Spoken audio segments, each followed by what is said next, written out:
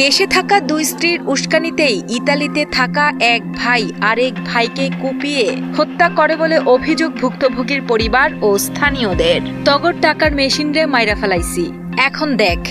ছোট ভাইকে কুপিয়ে হত্যা করে এভাবেই ভিডিও কলে স্বজনদের দেখান ইতালি প্রবাসী বড় ভাই হুমায়ুন।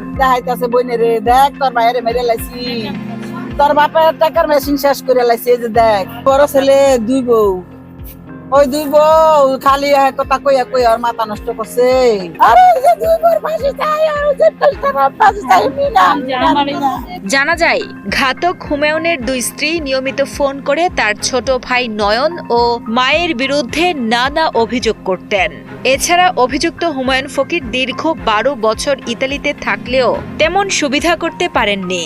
বছরখানেক আগে ছোট ভাই নয়নকে নিজের কাছে নিয়ে যান বড় ভাই। নয়ন স্বল্প সময়ে সেখানে কঠোর পরিশ্রম করে সফলতার মুখ দেখেন এবং দেশে জায়গা জমি কেনা শুরু করেন। আর এই সাফল্যই কাল হয়ে দাঁড়িয়েছে ছোট ভাইয়ের। দীর্ঘ 12 বছর বিদেশে থেকেও কিছু করতে না পারার ক্ষোভ থেকে ছোট ভাইয়ের উপর ঈর্ষান্বিত হয়ে ওঠে গত বৃহস্পতিবার রাতে কথা কাটাকাটির এক পর্যায়ে নয়নকে উপর্যুপরি ছুরির কাঘাত করে হত্যা করেন তিনি। ছোট ভাই জায়গা কিনছে আর সহ্য হইতাছে না, 8 বছর ধরে বিদেশ করতেছে, কিন্তু হয়তো 2 বছরে যাই বিদেশে যাই জায়গা শুনতে করে লাইলো। ভাই বড় ধন, রক্তের বাঁধন, এই কথাটাই যেন মিথ্যা করে দিলেন ইতালি প্রবাসী বড় ভাই হুমায়ুন। মুন্সিগঞ্জের টঙ্গিবাড়ি উপজেলার পশ্চিম সোনারং গ্রামের বাসিন্দা প্রবাসী দুই ভাই হুমায়ুন ও নয়ন। স্বজনদের দাবি, বড় ভাইয়ের দুই স্ত্রীর কুপরামর্শেই হুমায়ুনের মানসিক অবস্থা বিপর্যস্ত হয়ে পড়ে এবং ঘটায় এই মর্মান্তিক হত্যাকাণ্ড। এখন শোকাতুর পরিবারটির সরকারের কাছে একটাই আকুতি, নয়নের মরদেহ যেন দ্রুত দেশে ফিরিয়ে আনা হয় এবং ঘাতক বড় ভাই সহ এই ঘটনার নেপথ্যে থাকা উস্কানিদাতাদের দৃষ্টান্তমূলক শাস্তি। বড় ছেলে দুই বউ, ওই দুই বউ খালি কথা কইয়া কইয়া ওর মাথা নষ্ট করছে। বড় বউ, ছোট বউ, আমার ওই যে ওর ছোট বউর একটা জেট সেই বাড়ি আছে।